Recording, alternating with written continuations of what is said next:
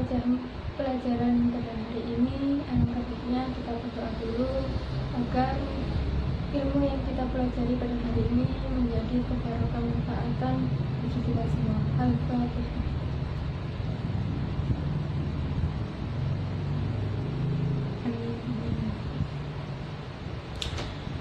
Nah, sekarang pada hari ini kita akan membahas tentang pelajaran fikih bab puasa.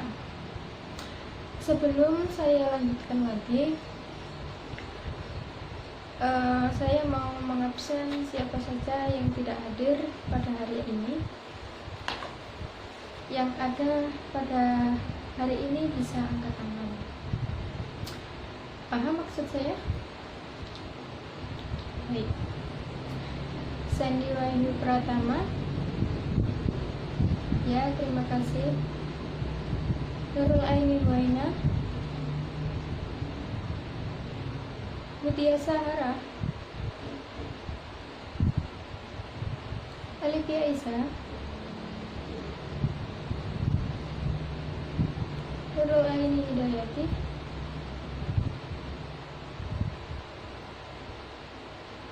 Mungkin absen selanjutnya bisa nanti yang tidak hadir bisa diwakilkan ke saya, dan alasannya kenapa nanti bisa dibicarakan dengan saya. Oke, pada pembelajaran pagi hari ini kita akan membahas tentang bab puasa. Ada yang sudah tahu apa itu puasa? Ini? Ya. Puasa ialah menahan atau mencegah, dan bisa dikatakan juga menahan diri dari segala sesuatu yang membatalkan puasa sejak terbit fajar hingga matahari, disertai niat dan beberapa syarat tertentu. Lah, Mbak, puasa itu ada syarat-syaratnya juga. Nggak asal kita seharian nggak makan itu berarti puasa. Itu namanya menyiksa diri kalau seharian nggak makan. Yang dinamakan puasa itu kita berniat untuk beribadah. Memang kita satu hari itu tidak makan, tapi ada syaratnya juga. Apa saja syaratnya? Kita bisa perhatikan dalam PowerPoint yang sudah saya berikan. Di situ ada syarat dan rukun puasa. Syarat yang pertama apa? Nah, syarat yang pertama ialah syarat wajib puasa. Memangnya syarat itu dibagi berapa sih? Pasti banyak yang tahu. Ya Allah, apa? Mesti banyak yang bertanya-tanya, syarat itu ada berapa? Nah, syarat puasa itu ada dua. Yang pertama, syarat wajib puasa, dan yang kedua ialah syarat syah puasa.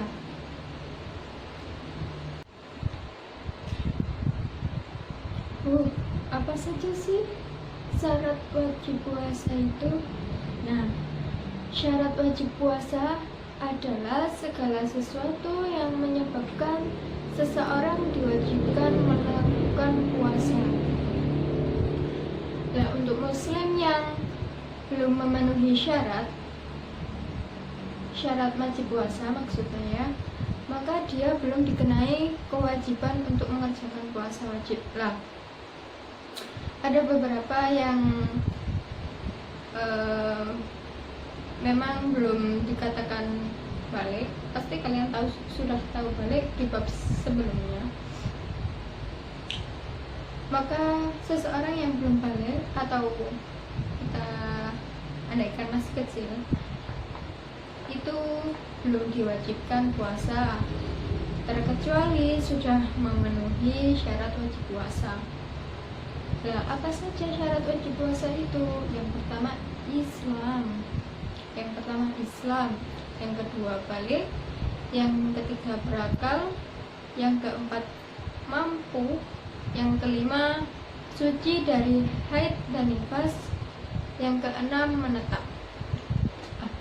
Apa yang dimaksud menetap atau mukim?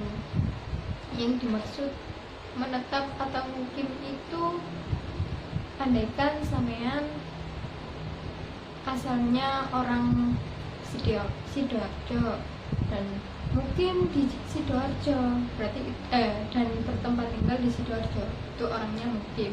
Lah, yang dimaksud tidak boleh puasa itu yang mana? Yang tidak diperbolehkan puasa itu yang musafir atau yang berpindah-pindah, kayak nanti siangnya di negara A, sorenya di negara B.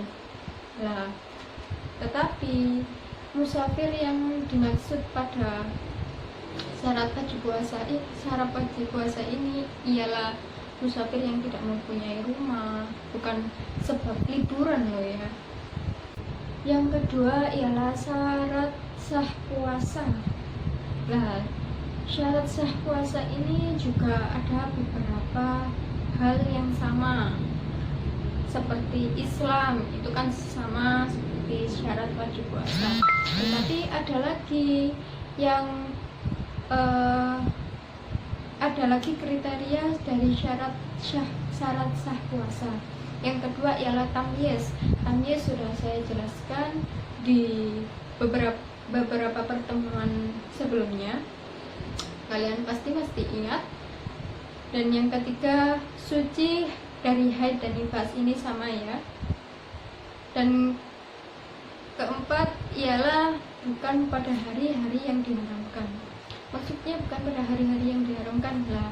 Ada beberapa hari yang diharamkan dalam Islam untuk mengerjakan puasa, seperti pada saat hari raya Idul Fitri maupun Idul Adha.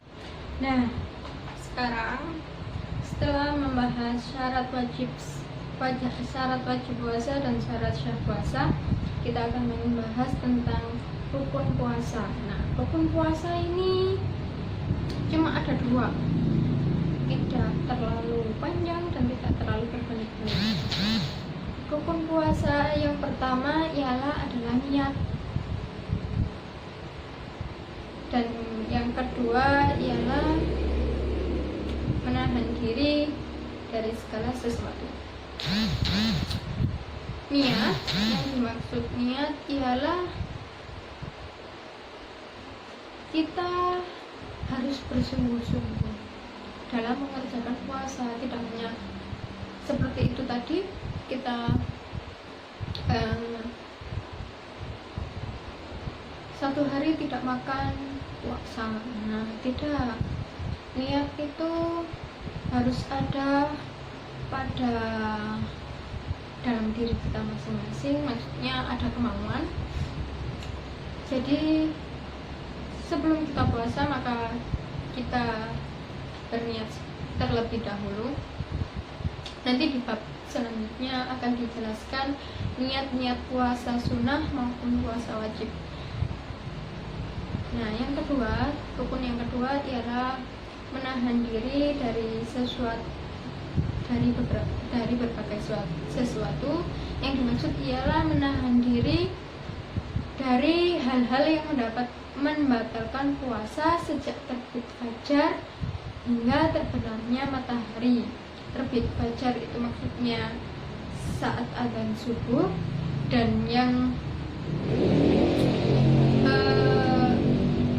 terbenamnya matahari ialah azan maghrib. Nah, gimana caranya kita menahan diri dari sesuatu yang membatalkan puasa, sedangkan kita saja tidak tahu apa saja itu hal-hal yang membatalkan puasa. Nah, di poin pembahasan terakhir ini kita akan membahas tentang apa yang sudah kalian tanya-tanyakan dari tadi. Maksudnya kalian tanyakan maksudnya bagaimana cara menahan diri dari segala yang membatalkan puasa, sedangkan kita saja tidak tahu apa saja itu yang membatalkan puasa. Lah, di pembahasan PowerPoint terakhir ini itu ada tentang hal-hal yang membatalkan puasa. Coba kalian perhatikan satu persatu yang ada di PowerPoint. Coba dilihat hal-hal yang membatalkan puasa. Ada beberapa yang harus dihindari saat menjalankan ibadah puasa. Yang pertama, makan dan minum disengaja. Maksudnya bagaimana? Apa yang dimaksud makan dan minum disengaja? Nah, gini, kayak seperti sampean bangun tidur, terus itu sampean tahu kalau sampean sadar kalau diri sampean ini lagi puasa, lagi menahan haus dan lapar, tapi sampean ini terbujuk oleh rayuan setan. Aduh, aku luwe ya apa iki, tapi aku poso. Apa wes makan sedikit, mumpung nggak ada orang, nggak ada yang tahu. Nanti kalau ada orang lagi aku puasa lah. Itu yang dimaksud makan dan minum disengaja. Yang kedua, murtad atau keluar dari agama Islam. Orang yang sudah meskipun di KTP-nya Islam, tapi orang itu tadi sudah murtad atau keluar, andaikan dia punya suami yang non muslim dan dia sudah tidak pernah sholat dan dia sudah banyak bercampur baur dengan orang non muslim itu dan mengikuti kebiasaannya, atau dia lebih yakin dengan keyakinan suaminya, maka dia akan murtad. Nah, orang yang murtad itu jika dia puasa tidak akan sah puasanya. Karena apa? Dia sudah dianggap bukan orang muslim lagi. Tapi bagaimana jika dia ingin puasa atau kembali? Lah, dia harus kembali masuk Islam lagi dan berniat kembali mengucapkan syahadat, maka dia akan kembali pada agama Islam dan puasanya baru sah dianggap ibadah. Yang ketiga ialah berhubungan suami istri di siang hari. Tidak boleh ya Mbak ya. Setidaknya kita tidak, jika siang hari, apalagi di bulan Ramadan dan kita sedang puasa, kita tidak boleh bersentuhan yang menimbulkan syahwat pada seorang suami istri. Nanti itu bisa membatalkan puasa. Selanjutnya, keluar darah haid atau nifas. Nah, ini banyak yang dialami oleh mbak-mbak kayak sampean ini. Lah, saya juga pernah.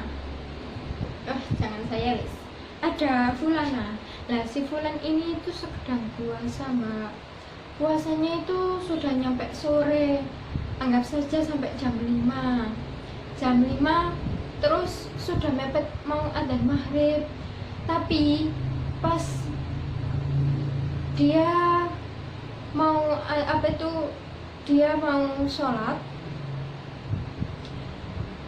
pas sudah tarhib, tapi kan belum maghrib nih. Pas dia mau sholat, dia itu istinja, berwudu dan istinja. Lah pas dia lihat, loh kok merah, aku berarti haid atau udur nih, aku berarti haid. Lah di situ tadi puasanya sudah batal, meskipun 1 detik lagi itu adzan maghrib, tapi kan haidnya sudah keluar sebelum maghrib, maka puasanya batal. Seperti itu, dan wajib dikodok ya. Yang selanjutnya, keluar air mani atau madi yang disengaja. Lah keluar air mani itu maksudnya ya nanti tahu sendiri nih.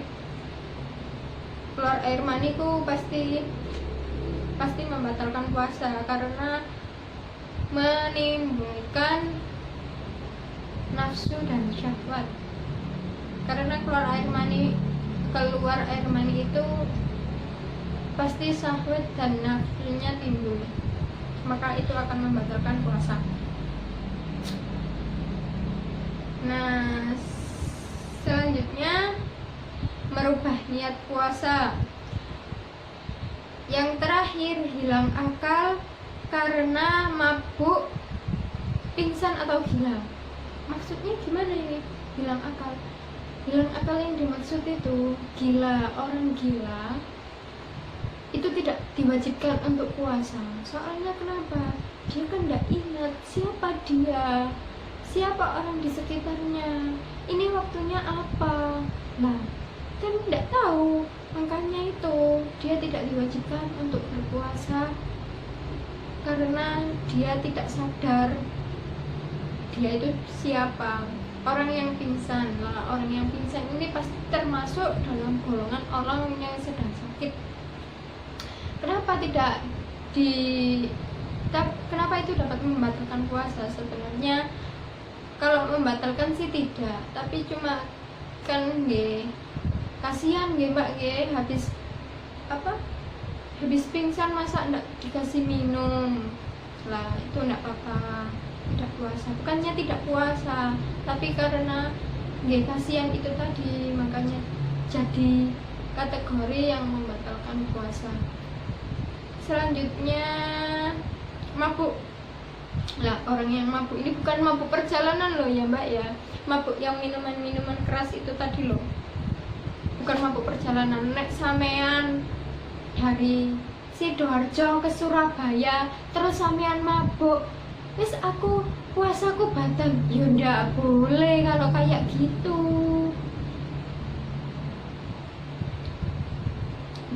Harap dimaklumi saja, dilihat mana yang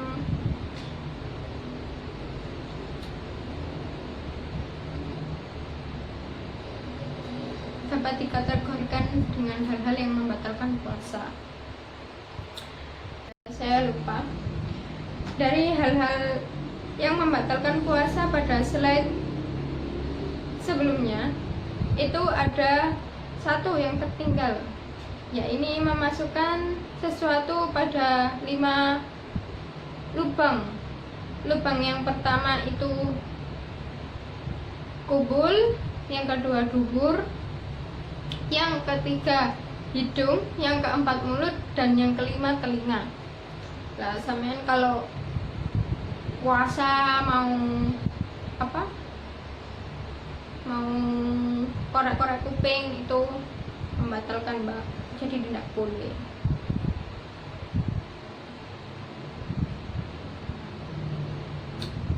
Itu tadi hal-hal yang membatalkan puasa. Untuk pertemuan selanjutnya kita akan bahas macam-macam puasa wajib dan puasa sunnah. Lalu ada niat puasa wajib dan puasa sunnah juga. Bagaimana kita menyikapi orang yang tidak berpuasa, itu akan saya jelaskan pada pertemuan selanjutnya, dan akan saya buatkan slide baru. Oh iya, tadi ada laporan ada teman kalian yang tidak bisa mengikuti pelajaran hari ini. Mari kita doakan agar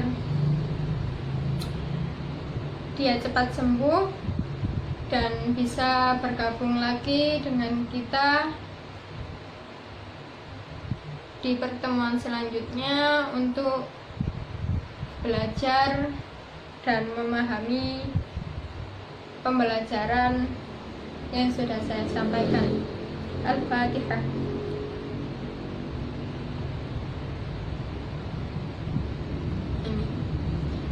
Sekian untuk pertemuan kali ini. Saya ucapkan terima kasih